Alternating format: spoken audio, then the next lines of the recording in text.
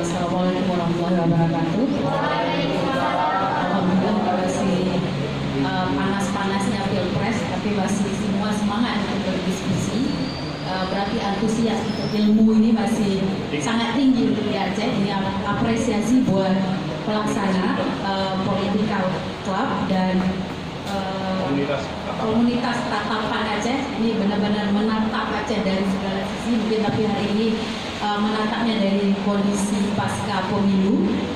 Terus menariknya ketika yang hadir ini adalah milenial, dan ini bagus, bukan jadi milenial yang menjadi komoditi politik. Bahasa Acehnya meron-ron ke sana sini, ya. Tapi memang kondisi pemilu di Aceh itu menjadi unik dari dulu sampai sekarang. Ya mungkin untuk sebelum ke materi, yang saya hormati Bang Yermen, ini guru nulis dan guru, kalau bilang Palu gak ada, semua yang Palu minta Bang Yermen ada gitu. Karena kalau tadi Bang MTA bilang, beliau itu bukan hanya di jurnalis, tapi banyak sekali ilmu yang bisa digali. Dan kalau teman-teman mau penelitian atau apa saja, boleh beliau narasumbernya. Jadi semuanya beliau punya gitu. Ya, terus untuk Bang MTA yang saya hormati juga, dan beliau ini orang yang selalu berwarawiri di kancah politik dari dulu, ya. Jadi kalau orang kenal MTA itu nggak kenal dengan kondisi KKR-nya, tapi kenal dengan kondisi ini memang orang-orang muda yang selalu menjadi politik itu menjadi candu.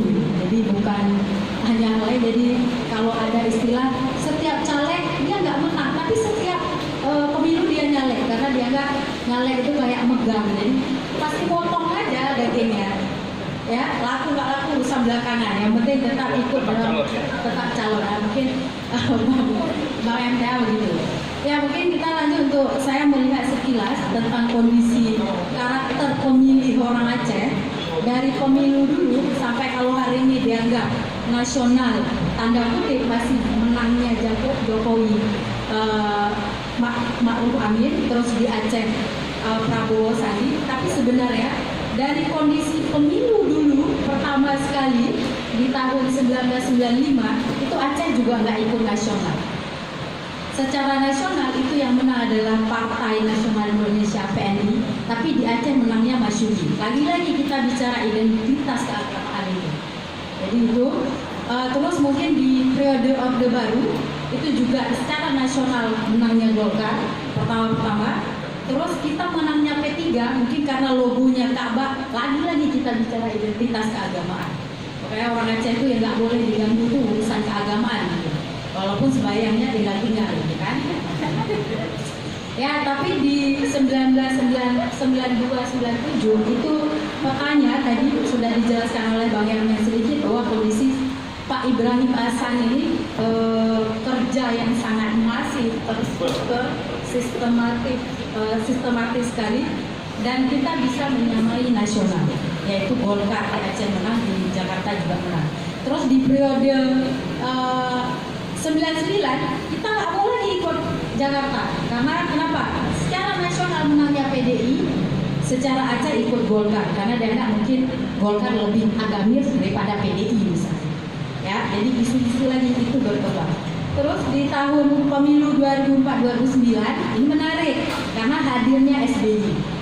Jadi aura SBY itu yang dianggap mempunyai peran yang sangat bagus untuk Aceh, yang signifikan untuk perdamaian.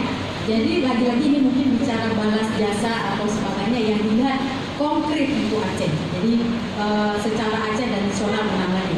Tapi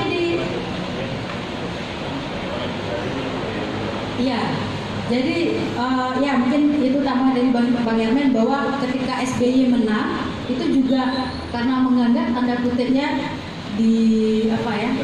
dizalimi oleh Bu Mega gitu. Ya, jadi hal-hal begitu yang sebenarnya bukan hanya sekarang orang Aceh itu yang berbeda dengan nasional. Terus di 2014 itu yang menang juga Prabowo dengan berpasangan dengan Hatta.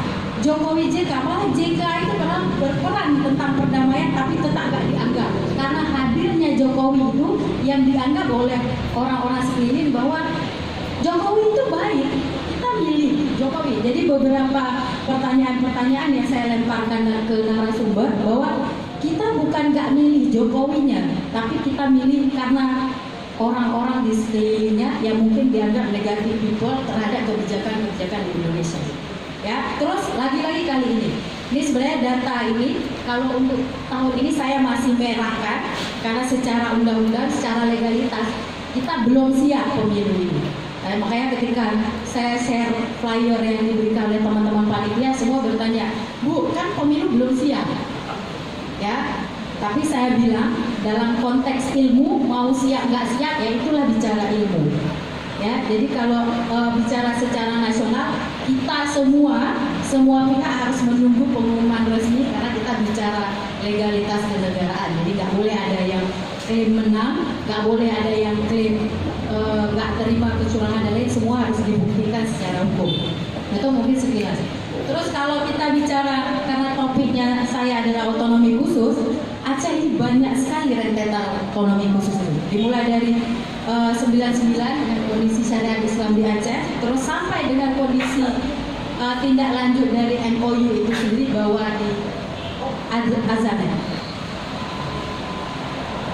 Kita lanjut tentang kondisi otonomi khusus yang kondisinya sudah berjalan sudah sekian lama dari tahun 2006 dan ketika bicara dananya sudah ada sejak 2008 dikucurkan, tapi sampai hari ini tidak ada pengaruh yang sangat signifikan.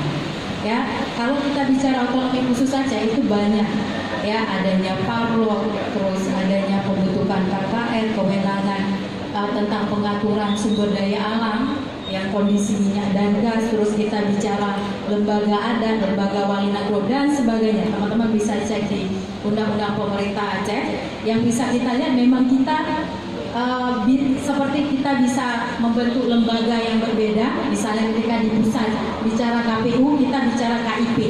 Jadi Aceh ini memang selalu unik. Dia pengen menjadi hal yang beda dan kadang-kadang sesuatu yang beda itu diikuti baik secara nasional. Misalnya ketika dulu kita bicara di JKA itu hanya di Aceh tapi diadopsi untuk kondisi nasional, itu lagi-lagi datangnya dari Aceh.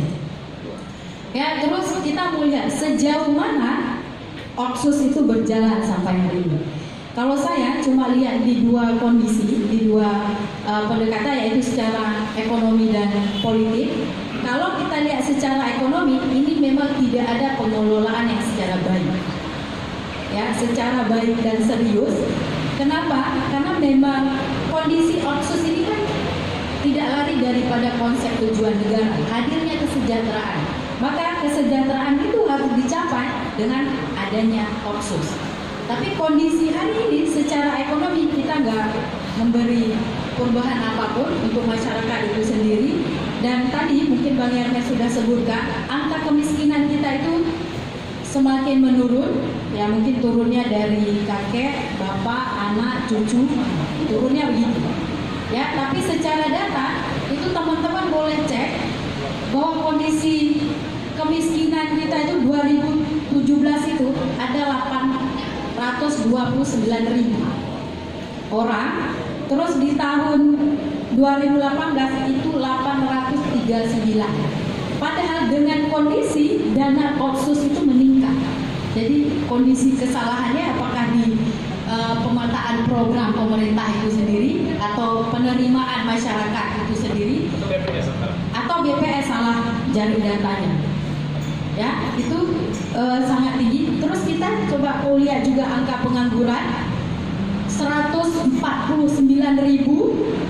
warga Aceh menganggur dan itu bukan angka yang sedikit.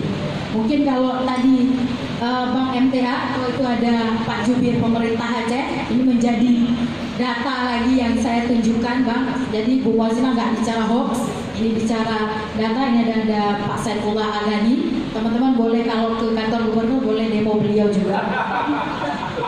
Trauma dari demo.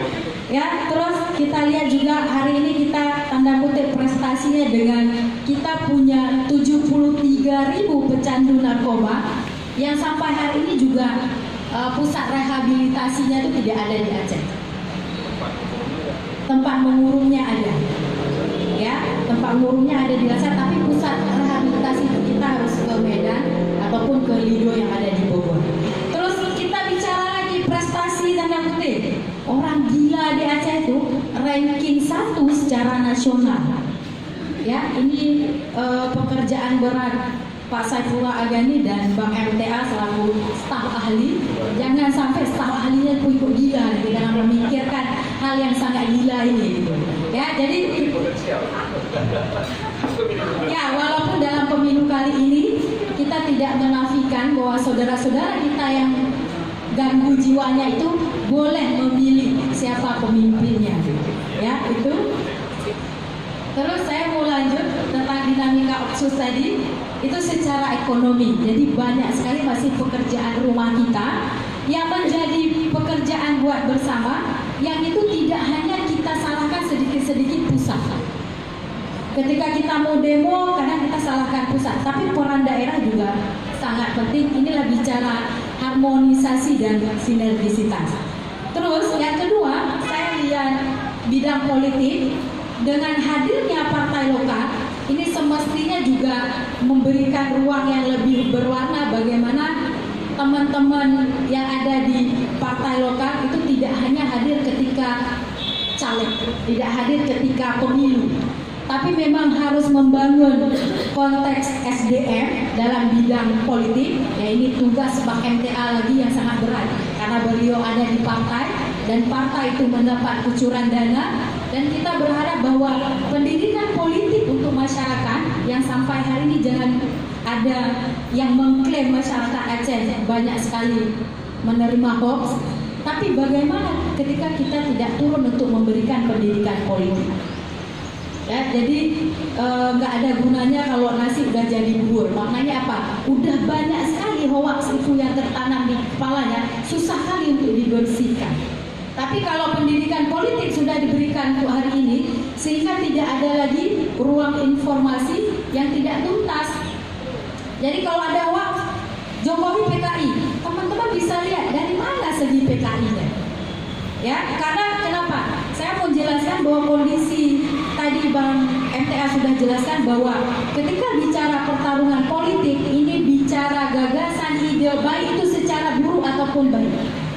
Kalau bicara yang baik, ini bicara akan menjual tadi program-program, visi misi, apa yang sudah dilakukan dan apa yang akan dilakukan terpilih. Tapi ketika bicara yang buruk itu tadi, bicara hoax, ya, bicara kriminal, merusak alat peraga kampanye dan sebagainya. Karena kalau kita bicara Jokowi itu di 2014 sendiri itu banyak sekali hoax yang muncul, misalnya ketika dianggap Jokowi ini orang tuanya yang misalnya tidak menikah dan sebagainya. Itu dari dulu teman-teman mungkin sektor Jokowi itu bisa melihat dari 2014 itu sudah ada gerakan yang sangat masif ketika bicara pertarungan politik. Ya, itu. Jadi banyak hal sebenarnya di politik yang nggak masuk akal itu menjadi masuk akal karena bicara proses kemenangan. Itu. Terus kalau bicara Otsus, kita bicara lagi dengan kondisi kaitan dengan pemilu kemarin. Ini bicara asimetris desentralisasi. Maknanya apa? Bahwa ketika Aceh bekas daerah konflik, itu tidak menutup kemungkinan Aceh masih setengah hati untuk mengikuti proses nasional, tapi dengan kondisi tidak melupakan lokalnya itu sendiri. Makanya bisa lihat, mungkin kalau dalam kancah kampanye kemarin, saya lihat bahwa timnya Prabowo itu memang menyentuh hal yang sangat keacehannya. Misalnya ketika bicara Prabowo menang, bendera ada. Kan itu dijelaskan oleh simbol-simbol lokal. Maka ini yang menunjukkan bahwa gerakan-gerakan dulu yang ingin adanya himne, lambang dan bendera akan menganggap ini yang harus kita perjuangkan. Ini juga menjadi alat untuk menjadi kampanye. Jadi bukan hanya proses hoax dan lainnya. Terus itu dinamika otsus. Terus kita lihat kalau tadi hubungan pusat dengan daerah, saya ketika bicara kemenangan Jokowi atau kemenangan siapapun, tidak boleh ada yang balas dendam terhadap pemilih.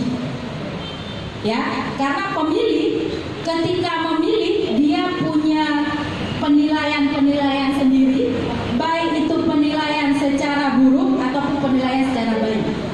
Mau nanti secara nasional dimenangkan Prabowo Sandi atau dimenangkan Jokowi Amin, tidak boleh ada yang balas dendam terhadap pemilih, baik itu untuk Aceh ataupun daerah-daerah yang mungkin dia tidak menang. Kalau kita kaitkan dengan otsus, kita nggak perlu khawatir. Misalnya ketika ada isu tadi disampaikan bahwa ketika Jokowi menang karena Aceh sedikit maka otsus nggak jalan. Ini tidak. Karena secara undang-undang PA itu dana otonomi khusus itu diatur untuk kita 20 tahun. Jadi kalau mau bicara urusan otsus ini nanti benar-benar bargaining politik itu di pemilu ke depan, bukan pemilu kali ini. Karena memang kita ini walaupun kondisinya masih lama sampai 2027, tapi kondisinya dengan kemenangan Jokowi itu juga gak akan mempengaruhi dengan kondisi dana otsus. Ya, terus jumlah dana otsus ini yang menarik sebenarnya ketika bisa bangun bargaining atau lobby politik dengan pusat, jangan 1%, tapi menjadi lebih peningkatan. Karena kalau sesuai Undang-Undang PA pasal 183, dana otsus itu dari tahun pertama sampai dengan tahun 15 itu 2%. Tahun. Iya. DA nasional. Ya, itu 2%, itu dari tahun 2008 ya, tahun pertama sampai dengan 2023 nanti, dan selebihnya kita akan dapat 1%. Ya, jadi kalaupun Jokowi menang, ini tidak akan mempengaruhi karena memang sudah ada di UPA-nya, kecuali undang-undang ini dirubah. Namun untuk ke depan perlu dirubah ketika kita minta komitmen Pak Jokowi sendiri bahwa ketika berkampanye bahwa dana otsus ini akan diperjuangkan selamanya. Ini yang menarik. Apakah ini akan diperjuangkan atau tidak? Nah, ini yang nanti akan kita kawal atau kita kaji bersama-sama. Pak beliau menang. Jadi kalau mau lihat dana otsus itu kita meningkat. Kalau tahun 2019 itu meningkat sangat signifikan. Jadi sangat berbanding terbalik sebenarnya dengan kondisi Aceh hari ini. Kalau di tahun 2008 itu kita hanya memperoleh 3,5 triliun, terus meningkat terus sampai dengan kondisi hari ini itu 8,3 triliun, hampir 67 triliun dana otsus untuk Aceh. Tapi teman-teman mau ke kampus saja susah kan? Karena bicara kemiskinan dan lain-lain. Ya, itu terus kalau kita lihat perencanaan pembangunan nasional dan kepemimpinan ini berkaitan. Makanya tadi kita bicara pendekatan politik. Kenapa penting pendekatan politik? Karena pada dasarnya perencanaan pembangunan itu dimulai dari proses politik itu tadi. Bagaimana kita milih pemimpin, kita akan melihat apa sebenarnya perencanaan pembangunan yang akan dia jalankan, baik untuk Aceh dan untuk Indonesia seluruhnya. Ya, keberlanjutan otsus 2027 otsus berakhir. Maka akankah jadi selamanya ketika presiden terpilih tidak menang di Aceh? Ini menjadi PR. Ya, terlepas tadi kalau memang balas dendam atau tidak balas dendam, maka akan ada diskusi lanjutan dan pematerinya tetap Bang FTA. Karena beliau tadi yang itu tidak ini. Ya, kalau kami boleh diganti orang lain. Ya, terus keberlanjutan otsus lagi bahwa adanya lobby politik atau bargaining politik yang harus disinergikan dengan siapapun presiden terpilih. Baik itu untuk keberlanjutan otsus itu selamanya atau otsus itu enggak selamanya, tetapi untuk beberapa tahun ke depan dananya menjadi lebih tinggi, bisa 4 atau 5%. Itu.